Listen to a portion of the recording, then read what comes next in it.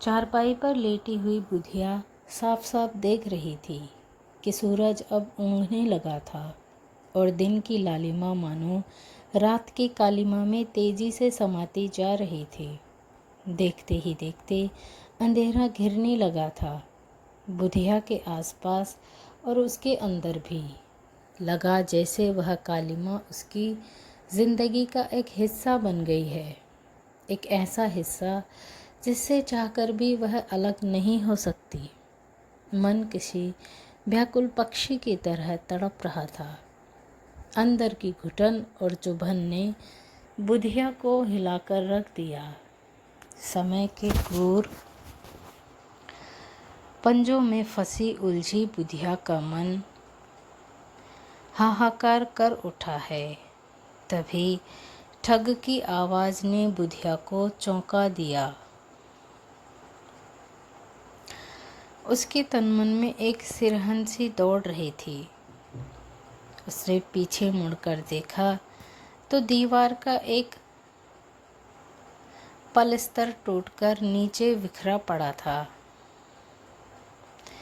माँ की तस्वीर भी खूंटे के साथ ही गिरी पड़ी थी, जो मलबे के ढेर में दबे किसी निरोह इंसान की तरह ही लग रही थी।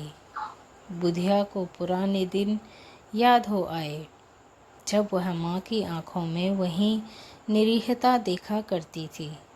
शाम को बापू जब दारू के नशे में धुत घर पहुँचता था तो माँ की छोटी सी गलती पर भी बरस पड़ता था और पीटते पीटते बेदम कर देता था। एक बार जवान होती बुधिया के सामने उसके जालिम बाप ने उसकी माँ को ऐसा पीटा था कि वह घंटों बेहोश पड़ी रही थी। बुधिया डरी सहमी सी एक कोने में खड़ी रही थी। उसका मन भीतर ही भीतर कराह उठा था। बुधिया को याद है, उस दिन उसकी माँ खेत पर गई हुई थी धान की कटाई में। तभी धड़ाक की आवाज़ के साथ दरवाज़ा खुला था और उसका दारूखोर बाप अंदर दाखिल हुआ था। आते ही उसने अपनी सिंदूरी आंखें बुधिया के ऊपर ऐसे गड़ा दी थी मानो वह उसकी बेटी नहीं, महज एक देह हो। बापू, बस इतना ही निकल पाया था बुधिया की जबान से। आहा सुन बुधिया, बापू जैसे आपे से बाहर होकर बोले, यह दारू की बोतल रख दे। जी अच्छा। किसी मशीन की तरह बुधिया ने सिर हिलाया था और दारू की बोतल अपने बापू के हाथ से लेकर कोने में रखाई थी। उसकी आंखों में डर की रेखाएं खिंच गई थी। तभी बापू की आवाज़ किसी हथौड़े की तरह सीधे उसे आकर लगी थी। बुधिया, वहाँ खड़ी खड़ी क्या देख रही है? यहाँ आकर बैठ मेरे पास। आ। बुधिया को तो जैसे काटो तो खून नहीं। उसकी सांसें तेज तेज चलने लगी थी, धोंकने की तरह। उसका मन तो किया था कि दरवाजे से बाहर भाग जाए, लेकिन हिम्मत नहीं हुई थी। उसी पल बापू की गरजदार आवाज़ गूंजी थी। बुधिया।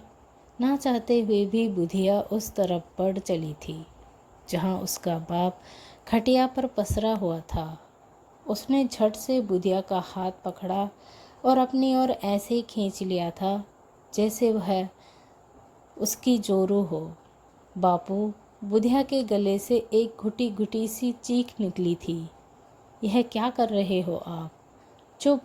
बुधिया का बापू जोर से गरजा और एक झन्नाटेदार थप्पड़ उसके दाएं गाल पर दे मारा था। बुधिया छटपटा कर रह गई थी। उसमें अब विरोध करने की जरा भी ताकत नहीं बची थी। फिर भी वह बहेलिए में के जाल में फंसे परिंदे की तरह छूटने की नाकाम कोशिश करती रही। थक हार कर उसने हथियार डाल दिए थे उस भूखे भेड़िए के आगे। वह चीखती रही, चिल्लाती रही, मगर यह सिलसिला थमा नहीं, चलता रहा था लगातार।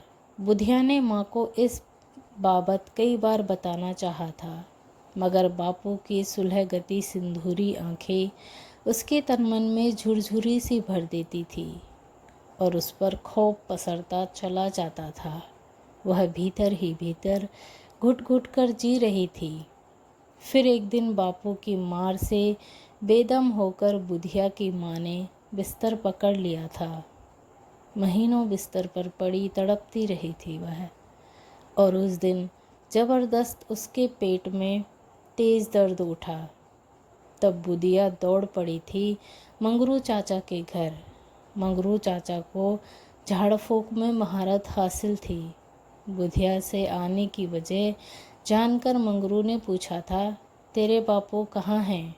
पता नहीं चाचा, इतना ही कह पाई थी बुधिया। ठीक है, तुम चलो, मैं आ रहा हूँ, मंगरू ने कहा। तो बुधिया उल्टे पैर अपने झोपड़ी में वापस चली आई थी। थोड़ी ही देर में मंगरू भी आ गया था। उसने आते ही झाड़ फूँक का काम किया था, शुरू कर दिया था, लेकिन बुधिया की माँ की तबीयत में कोई सुधार आने की बजाय दर्द बढ़ता गया था। मंगरू अपना काम करके चला गया और जाते जाते कह गया, बुधिया, मंत्र का असर जैसे ही शुरू होगा तुम्हारी माँ का दर्द भी कम हो जाएगा, चिंता मत कर।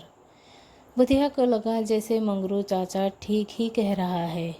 वह घंटों इंतज़ार करती रही, लेकिन न तो मंत्र का असर शुरू हुआ और न ही उसकी माँ के दर्द में कमी आई। देखते ही देखते बुधिया की माँ का सारा शरीर बर्फ़ की तरह ठंडा पड़ गया। आंखें पथराई सी बुधिया को ही देख रही थी, मानो कुछ कहना चाह रही हो। तब बुधिया फूट फूट कर रोने लगी थी। उसके बापू देर रात घर तो आए, लेकिन नशे में चूर। अगली सुबह किसी तरह कफन दफन का इंतजाम हुआ था। बुधिया की यादों का तार टूटकर दोबारा आज से जुड़ गया। बापू की ज़्यादतियों की वजह से बुधिया की ज़िंदगी तबाह हो गई। पता नहीं वह कितनी बार मरती है, फिर जीती है। सैकड़ों बार मर चुकी थी वह, फिर भी जिंदा है, महज एक लाश बनकर। बापू के प्रति बुधिया का मन विद्रोह कर उठता है, लेकिन वह खुद को दबाती आ रही है। मगर आज बुधिया के मन ही मन एक फैसला कर लिया, यहाँ से दूर भाग जाएगी वह, बहुत दूर, जहाँ बापू की नज़र उस तक कभी नहीं पहुँच पाएगी। अगले दिन बुधिया मास्टरनी के यहाँ गई कि वह अपने ऊपर हुई ज़्यादतियों की सारी कहानी उन्हें बता देगी। मास्टरनी जी का नाम कलावती था, मगर सारा गांव उन्हें मास्टरनी के नाम से ही जानता था। कलावती गांव के ही प्राइमरी स्कूल में पढ़ाती थी। बुधिया को भी उन्होंने ही पढ़ाया था।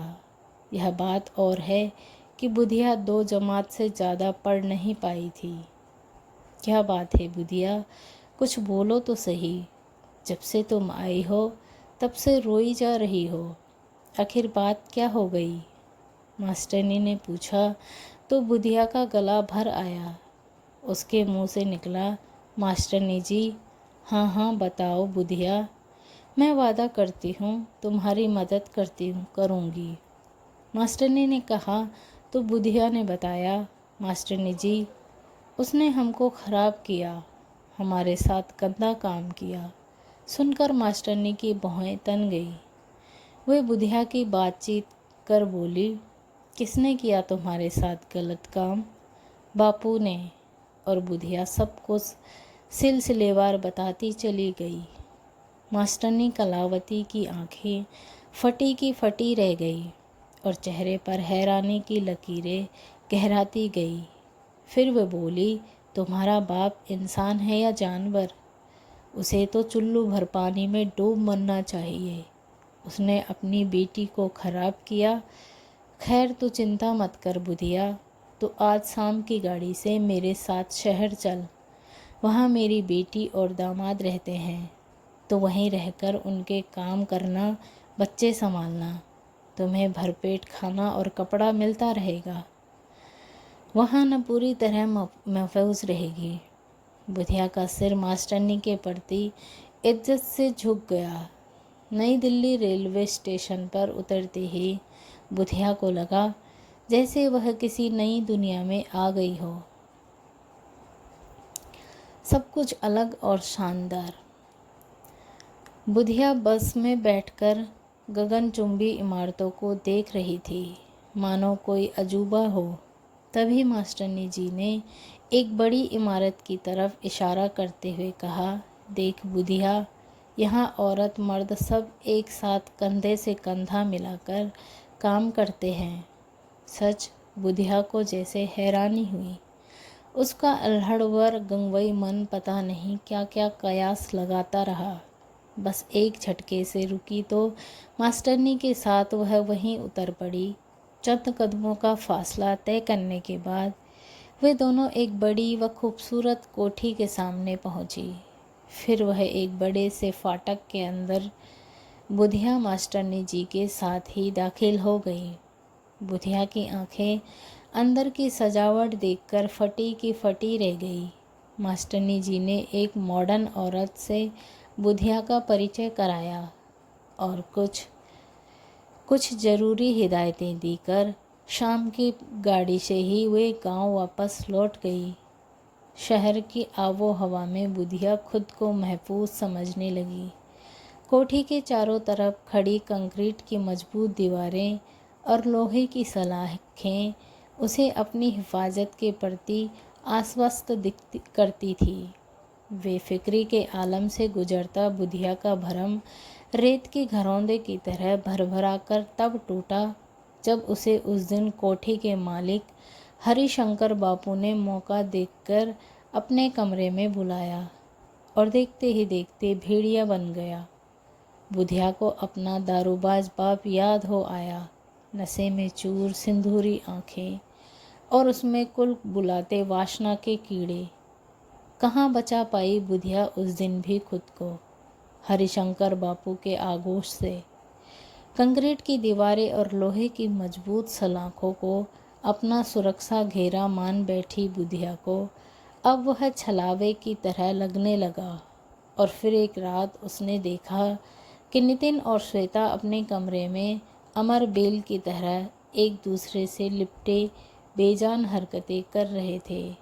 टेलीविज़न पर किसी गंदी फिल्म के बेहुदा सीन चल रहे थे। ये दोनों सगे भाई बहन है या? बुदबुदाते हुए बुधिया अपने कमरे में चली आई। सुबह हरिशंकर बापू की पत्नी अपनी बड़ी बेटी को समझा रही थी, देख, कॉलेज जाते वक्त सावधान रहा कर। दिल्ली में हर दिन लड़कियों के साथ छेड़छाड़ व बलात्कार की वारदातें बढ़ रही है। तो जब बाहर निकलती है तो मेरा मन घबराता रहता है। पता नहीं क्या हो गया है इस शहर को। बुधिया छोटी मालकिन की बातों पर मन ही मन हंस पड़ी। उसे सारे रिश्ते नाते बेमानी लगने लगे। वह जिस घर को, जिस शहर को अपने लिए महफूज समझ रही थी, वही उसे महफूज नहीं लग रहा था। बुधिया के सामने एक अबूझ सवाल तलवार की तरह लटकता सा लगता था कि क्या औरत का मतलब देह है, सिर्फ देह? Moral education. दोस्तों, समाज चाहे कितनी ही तरक्की क्यों न कर ले, पर आज भी औरत सुरक्षित नहीं है। इसलिए अपना ध्यान रखें और खुद की हिफाजत करना सीखें। ऐसे लोगों व ऐसी जगह से दूरियां बनाकर रहें जहां पर आप खुद को असुरक्षित महसूस करती हैं। सो आई होप कि फ्रेंड आपको स्टोरी पसंद आई होगी। मिलते हैं नेक्स्ट स्टोरी में। तब तक के लिए धन्यवाद। Thanks for watching.